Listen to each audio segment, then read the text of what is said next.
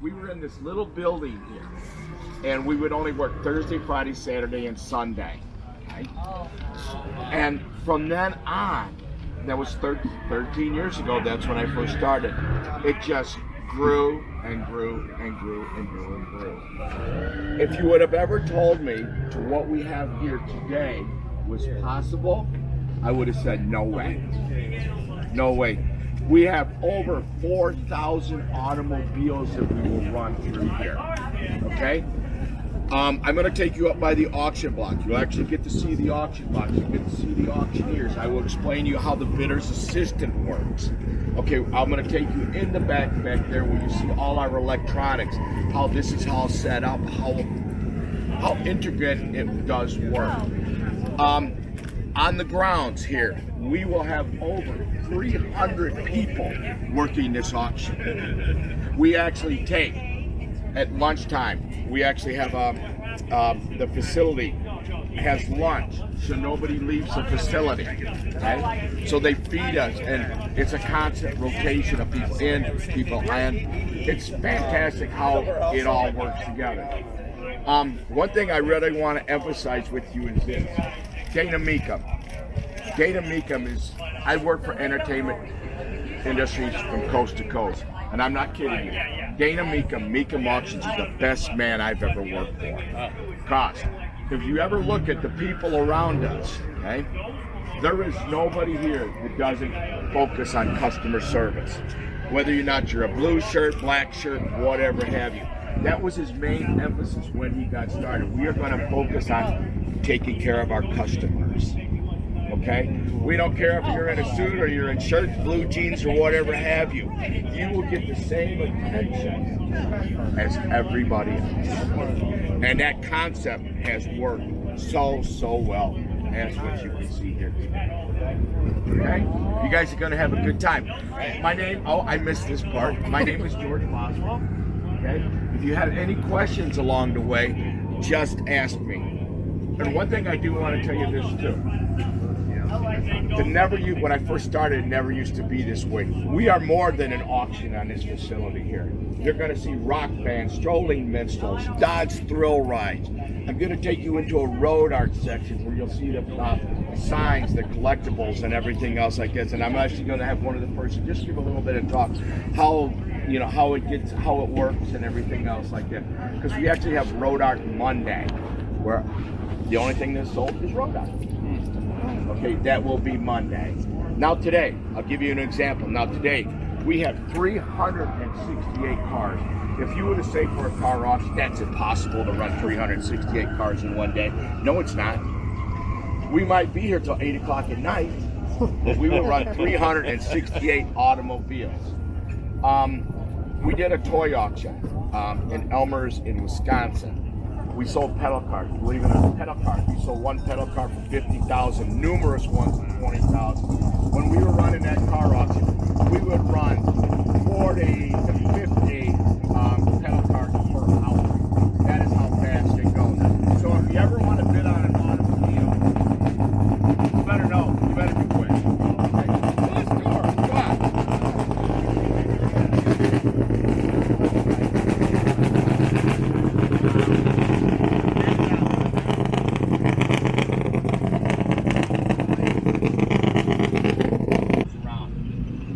Checking in cars almost a week and a half before the auction, because every car that comes in here has to be checked in. It has to have the VIN matching. Also, it also has to have the title that comes with the automobile. We make sure when that car comes in that it's all good for sale, because we don't want any like a lot of times people have loans on their automobiles and stuff like that. You got to make sure you have your ducks on the pond before you bring your cars in. Okay, let's go. Every one of these cars is either on the green sheet or on the book. And then we follow in order as it runs throughout the day. Now, right now, we are running the road art items. We call them the pre-auction starters. We will start signs, memorabilia, stuff like that. And then we will go directly into automobiles.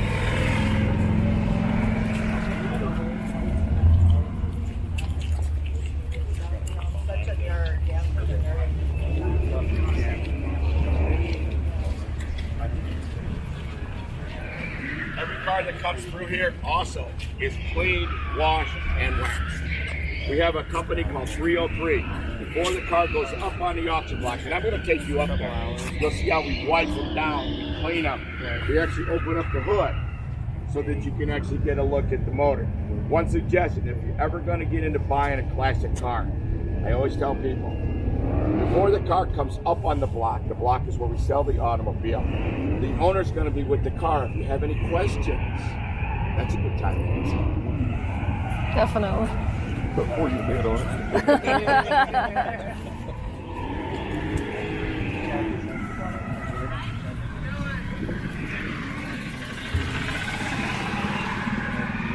Looking for a car and you can't find it here, you're not going to find it.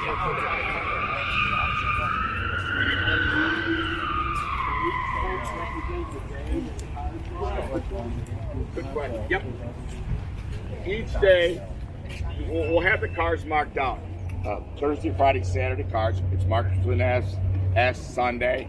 Monday, Tuesday, it'll be marked with an M. And then it goes into miracle order right down the line. We have a lot of drivers here. And that's getting to be hard to find drivers that know how to drive clutches in it. I was actually going to ask, how does that process work if you ever want to You have to apply through their website, okay? You have to know how to drive a clutch. Does anybody remember 3 on a train? Oh, yeah. 3 on a train? Okay? You got to be able to know that, and you got to be very conscious about, because you're dealing with, $1 million automobiles, you have to be very conscious. Oh, yeah. But you would be surprised, we have a minimal amount of rear end collisions or whatever have you. They're very, very sharp about what they do. A lot of times what we do too is if we go in, we can't do it here because this is too big. We'll actually hire car clubs to come in, and then they bring their members in and they drive. Let's go. Okay. The very, very high-end automobiles, I call them, the kings and the queens, they are all enclosed in these buildings right over here. Okay? These cars, every one of these cars will bring over 50 grand and a lot more than that. But we always put the high-end cars in an enclosed area. Just don't know what can happen, okay? But feel free to look around, but let me give you a little bit here. The classics that we have. Race cars. Look at this. We have it all here. You consider 4,000 of these cars. Now, how many cars did you sold as you see in this car? Fire dome. You see Remember the DeSoto fire dome that Dave had, the wagon? Yep.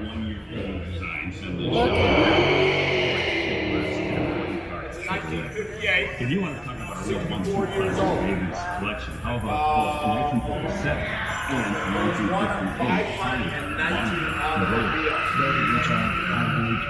I think the way you want to look at it is it survived. It's mostly when, from what I read back then, when a car was dead, you went to the junkyard and they just scrapped it out.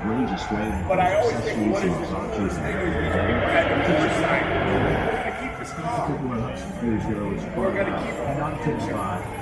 And this is one thing that's what I love about your car, is they had the idea that, and it's, if you're a cheap car collector, it's not about the money.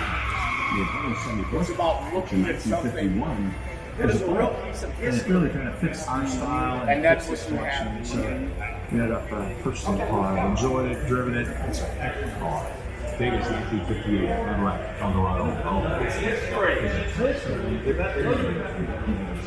It's history. And that's what I'm going to tell you about when we get to the GTO collection, about what this man actually has done. But feel free, everybody, if you have any questions along the way. Like this gentleman here.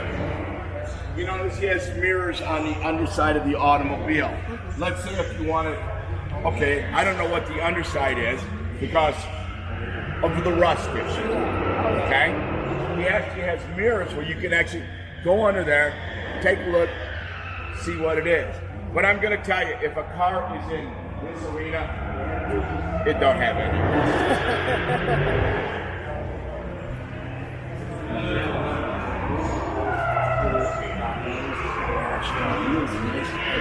And they made that. Ferrari Testarossa. Yeah. Look at them, Paolo dropped out. There's your Look at how they dig into it. there's your swing. Yeah. Grade 8 Somebody red. really took a lot and did the interiors and everything on these cars. You will find that with these automobiles, they just don't buy a car and think, all right, in a month or two, I'm gonna be driving it. These people that redo these automobiles, it will take them 5 to 10 years for everything. Okay? And they don't do it. They don't do it to make money. They do it because it's a labor of love. Yeah. I always tell people, if you're a hobbyist and you like welding, you like painting, and you like to do things yourself, fine. But it's a very long process.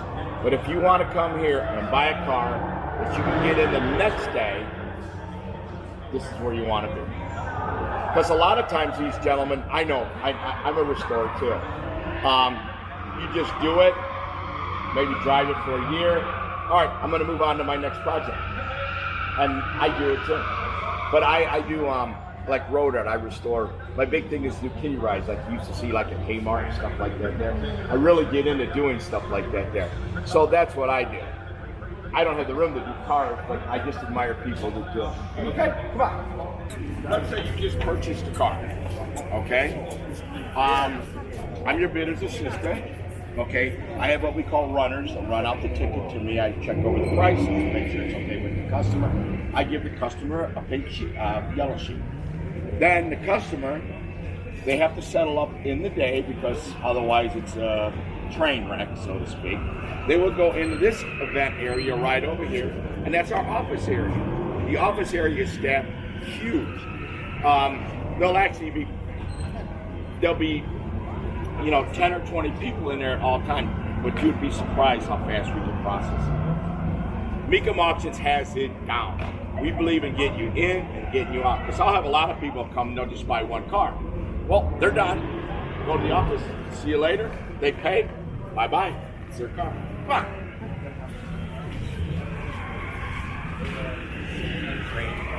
In this area here too, there'll be road art in there. I'm going to take you and show you the road art area. He has a real good question. Let's say if you're interested in an automobile, okay? The automobile doesn't sell. I should say on the block. On the block is when the car goes up on the block and the auctioneer is calling it off, okay? The car doesn't sell. We have a unique concept called the bid goes on, where you can go over, and I'll show you the booth and everything, the people that work it. You can go over there and you can talk to them, and we have the final number, and you can negotiate from there. The key to an auction or the bid goes on is this, guys. It's the middle. Nobody wins, nobody loses. We reach the middle ground where everyone walks away happy. And that's what it's all about here. It's reaching the middle ground. And it works.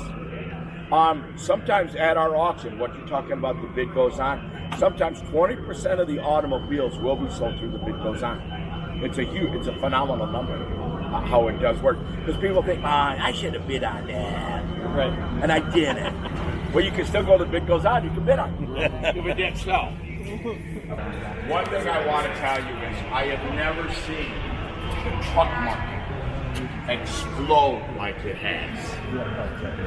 When I first started, we got a truck coming up. No big deal. Okay? Well, now they're 50K and up. But I never would have thought that, okay, our truck market is going to take off to what it is. Try and buy you one of them Broncos now, a restored Bronco. They're going to go from $80,000 to $100,000 where you could have got one new, what, for $10,000, $12,000. They are bringing huge money. But in general, that truck market, and I don't know why, but it has just exploded. And I look at the money, like we had one yesterday that brought $150,000. Keep in mind, it was beautiful. But what if you had said in our lifetime, my lifetime, that we're going to be selling trucks at $150K, I would have said, yeah, sure, right. But we are. And the unique thing about trucks too is, I'll give you a little insight on this. Trucks, I always look at cars like this, or trucks. How many people are bidding? You know, because you get some of them like, I don't know, you know, this is a specialty car. But when a truck gets up there is hands everywhere. I mean, everywhere. So that might be another thought if you're ever thinking about redoing an automobile or getting started. The truck market is always phenomenal, okay? The trucks, that'd be something worth putting money into, because you're going to get it back, okay?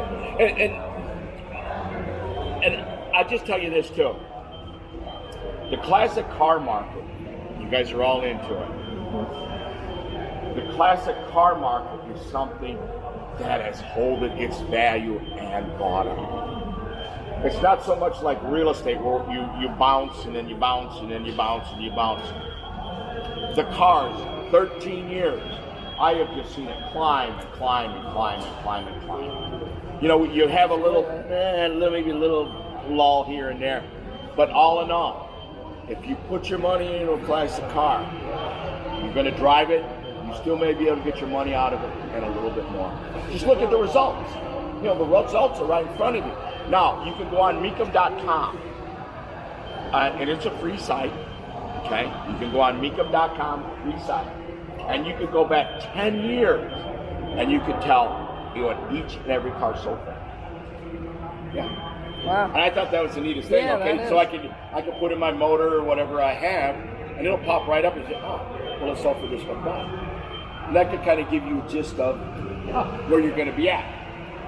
Just a thought, and once again, it's free. Okay, come on. Rolls Royce. Look at the headlights on that Rolls Royce. Goodness.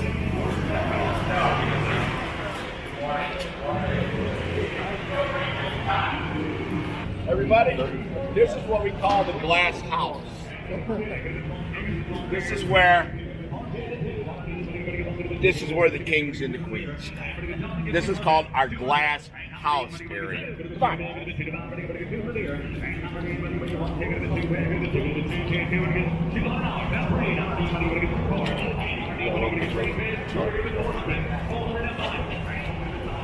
I like the sign. What? Please do not touch or sit in Or sit in the vehicle, yeah. It's sad that they have to tell people not to sit in the car. Ooh, an Auburn hotel. Wow. Wow. Oh, wow. Look at these automobiles. I'll make sure I get out. Duesenberg.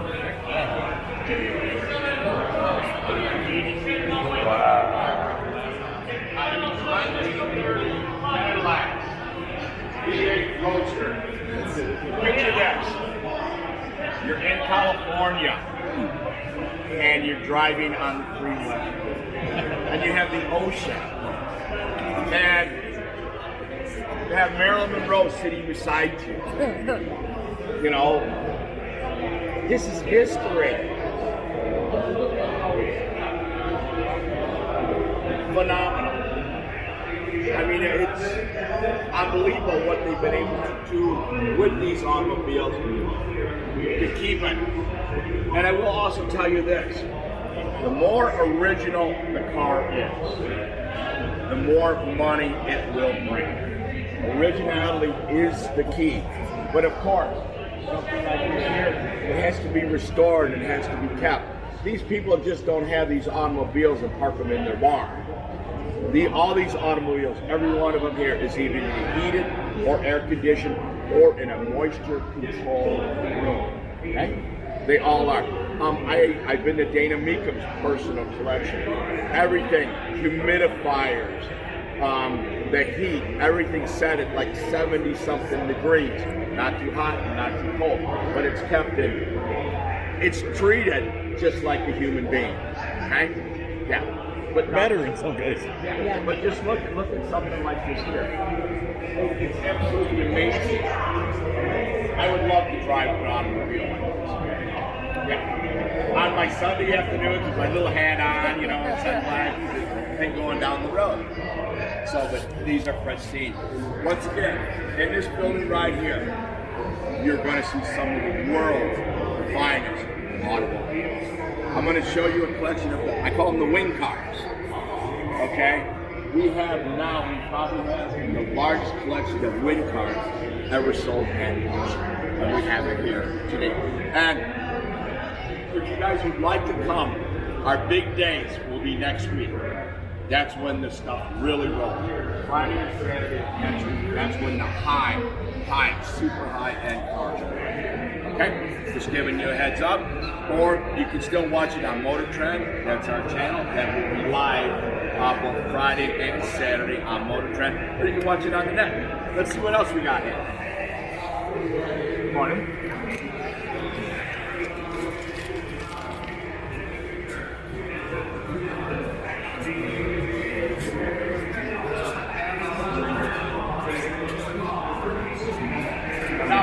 Mustang person, the Mustangs have taken off. I mean, they have just shot through. The price has just gone up and up and up and up. But they're fine. I had a 1964 Mustang convertible. As I'm somewhat older maybe than a lot of you, Teresa was pregnant. Guess what had to go? The Mustang. We could not live in the Mustang convertible, okay? But I still, your first car,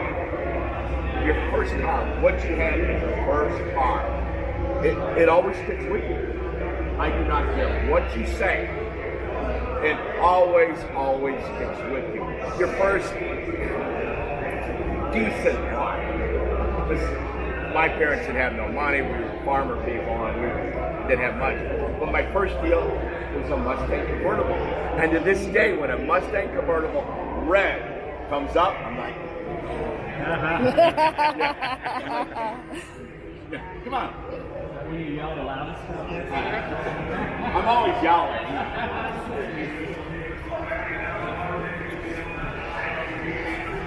Both of these are Shelby's. Oh, yeah. Now, you want to know what I like about this? I love green. Not much of the green. Oh, Okay? yeah. And, okay. This was lacquer paint. Is anybody familiar with the lacquers? How, when cars first got started, what I remember, they were lacquer finishes. In the 60s. Then I think it was Chrysler went to enamel. It went to enamel. It was called Centauri acrylic enamel, where you actually had orange peel. But what I like about the lacquer finish is that it's completely smooth. Now we went to a base coat, clear coat type system, where you still get this kind of finish, but it's in a two-part system. Where before with the lacquer, you just sit there and rub it, and you'd watch the shines from that. I thought it was just neat to do that. I love that part of it. But now it's a total base coat clear coat system. Okay? And then when the car comes up on the block, and I'm going to show you, it will tell you if it's all original. Remember what I said about originality is so important. It'll tell you if it's original or whatever had it. Okay? Let's go on. I got one right here. Let's look at the snags.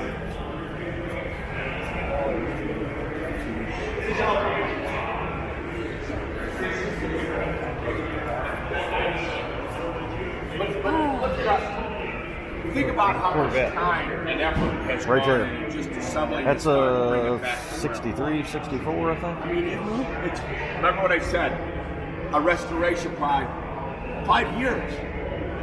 And you might even be longer than that. Or you might just get sick of it and say, well, I'm going to have somebody else finish it. But it takes a long, long time to do. Okay, here we go.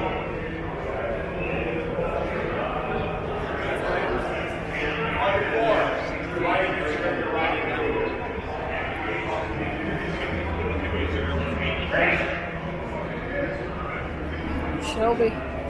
Yeah.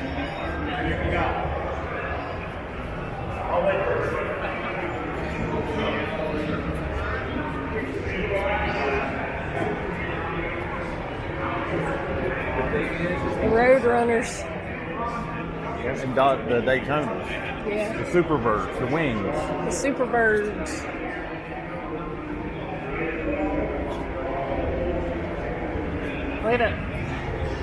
Look at that. We're in the wing section. I was just gonna say. Okay? The wing car is another one, kind of like with the trucks, where I never thought it would go. The wing cars get shot up. They're $150,000 to $200,000 for a winged automobile. Now, the ironic part about a winged automobile, when I was a lot younger, I actually went to a technical school and learned how to do painting and stuff like that there. Okay, long history. We actually just beat on one of these. It was a car where it was a test car, where the students would just go up and pound the hammer on it, then you fix the dent. And I still think, okay, we were just beating on a $200,000 automobile. But it wasn't the case that way, because I don't think Chrysler thought that they would take off like that. Okay? And if you ever talk to somebody that's really into these, they are really into these winged automobiles. And we have all these, which will be up for auction. Okay? And I do believe they're all Saturday cars. And then we'll go bang, bang, bang, we'll run them right down the line. But the unique part about this is, color is so important. You know, I don't like red, I don't like yellow. Well, you know what? I bet you I got a green one for you. Okay? So we got all the colors, kind of what you would need.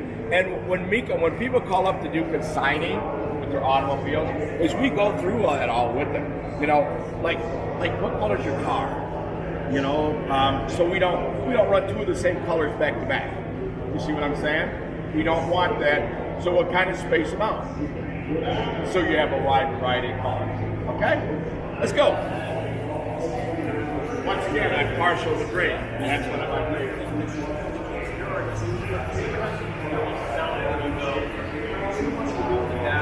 I don't know that I've ever seen a copper one. Yeah. Brown. Or Oh, which a bronze. Bronze. I'm not. Yeah. Not exactly sure.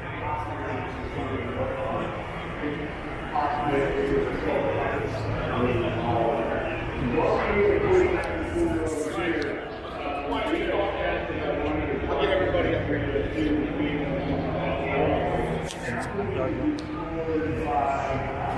I'm sure most of you are familiar with this. Let's say you want to bring your car here. Okay.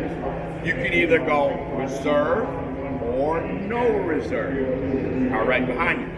No reserve. Somebody's going to take that home. Let's say if the owner wants to, you know what? I'm a little hedgy on this here. I want to put I call it a protect, where it protects themselves. Okay? And I'm going to walk you up on the stage, and I'm going to introduce you to what we call the person that is actually working with the customer to tell them, sir, I have this much money. Would you like to take your protect off? And once they take the protect off, comes up here, that car's free.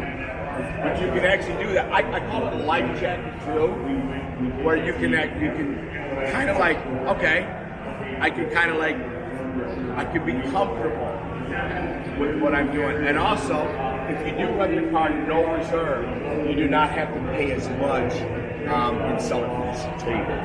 Yes. So that is an incentive. And once again, if you have a car that's going to sell no reserve, it brings in more people for that automobile because they know it's going to sell. Yeah, it's a neat concept. Here we go.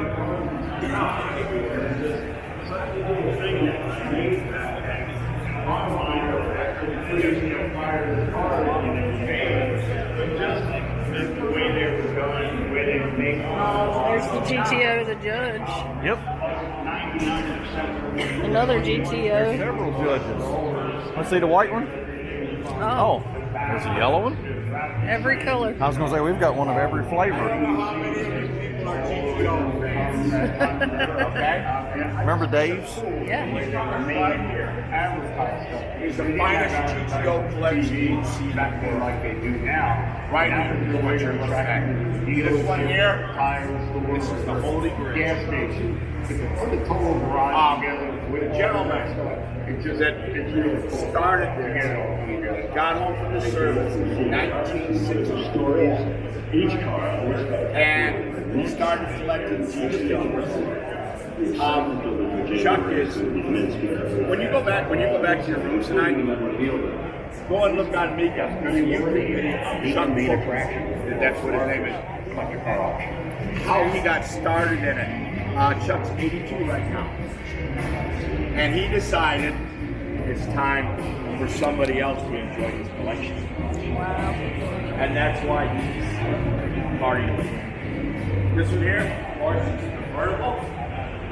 But look at how pristine it is. The guy that actually rehabbed it, rebuilt it, brought it back to what it is today, is going to be driving this one across the block. I bought my first one in 1965. Yeah. Oh, it's beautiful. In the beginning, in the 65, This one right here, they were known be over $1 million. There he is behind you on the screen. That's him.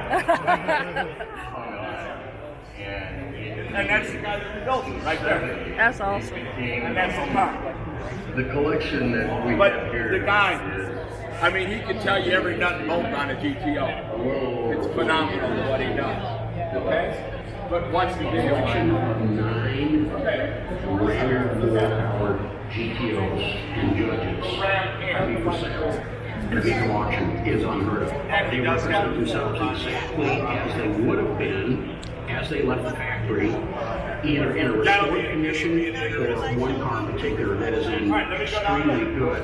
He has a reserve on them all, he said, or Personal collection. did you say he has a reserve on them all? He has a reserve.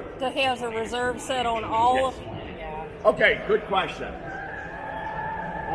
If a car is no reserve, it will have the sticker, like what you see right over there. Okay. It will have the sticker on the front of The it. NR. Yes, NR. Okay.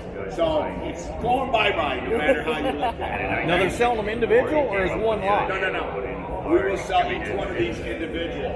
But I have seen Corvette collections where there was 10 of them. We sold all 10 of them to one person. Wow. Because the guy that owned it, the gentleman, did not want the collection broke up.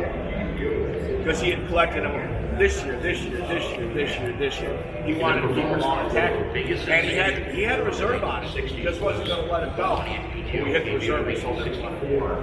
And so somebody went home with all 10 of them. That's awesome. Yeah, it's Fortunately, all the other manufacturers had to get on board with the concept of a the black one. full-size engine start. But look at the shine that the paint has. And that's what I Introductions to the really like. and parameters. Right. Yeah. There's nothing on here. Flawless. Yeah, it's flawless. What's the car club badge that's in the grill? What's that? Oh, cool. He'd actually put these in. He'd actually put these in a show. They were show. I was gonna say. Yeah, Chuck would put them in shows, and he doesn't want to do. But that's what I thought was the unique thing about Chuck. He doesn't want to take it to the grave. He wants somebody else to enjoy it. What's interesting is it wasn't all just And it comes from the heart. It comes from the heart. and the blending of those two factors. Let's go down here. Especially for a street performance car. Flawless. That's not flawless. That's flawless.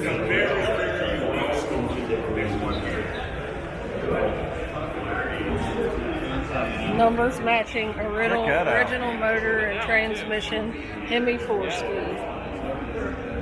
Wow. And it has an NR on it. Oh, no. That's a ballsy move.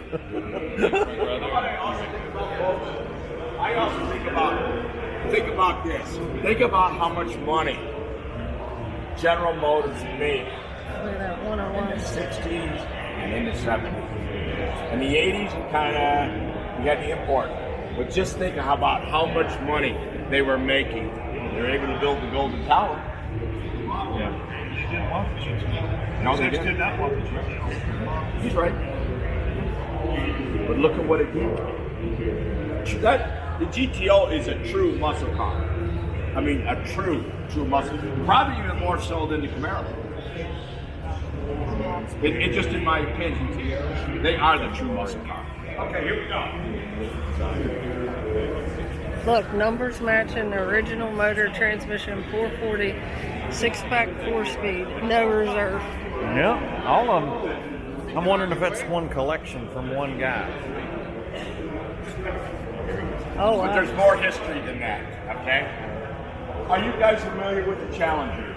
You know, they're kind of at the end of the road. Okay? That one there is one of the first. But there's more to the story. This car will be auctioned off at the Indianapolis, Indiana. This car here is the Black Rose. It was owned by a policeman. It was a night drag race. Yeah. That's hilarious. He raced at night and he was a policeman. Okay? I trust he never had no tickets. But you want to know the ironic part? Owned by the same family. The same family owned it. The gentleman has passed. The car was. But the ironic part about it, you want to know what it has on the back of it? A trailer hitch. You know, you haul this lawnmower, boat, whatever have you, go around with it.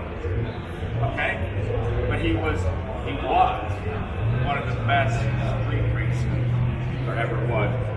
And if you're of my time and everything, street racing was a big, shouldn't do it, but it was a big He would deal. race and beat everybody. Yes. And then he would disappear for months at a time and nobody would find him. And then he'd show up again and beat everybody else and then he'd go, he would disappear. It's a phenomenal story. What's Absolutely phenomenal story about what he did.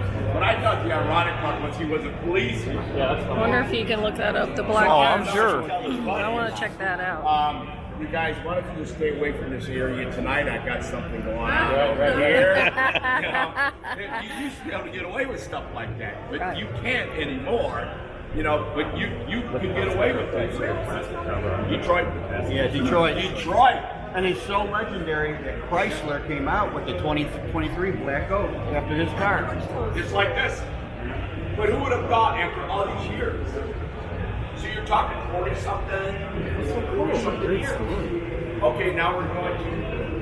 But look at look at the car. There's not a lot of differences. This one here's more beefy, I call it. That there's one. And I like the a dent lot of still in the folks, door. It's not so much the car. I like the dent still in the door. Yeah. It's the history and the family. The family has the history. They have the pictures of him. They have the pictures of him driving the automobile. It's the history of the automobile that makes it so important. And right here, you know, there's just not a lot. Oh yeah, think of that. Think about, okay, I wiped out on my history line or whatever have you. Okay, I got a few scratches on here. You know what? On Saturday I'm going to tow my trailer to the campground with me. Once again, I got to check the crackle on it. Original Dragon Pride. Yes, it had the trailer hitch on it with the 2-inch ball. I just thought it was just neat. That's a great story. Yeah, this was one of my favorites.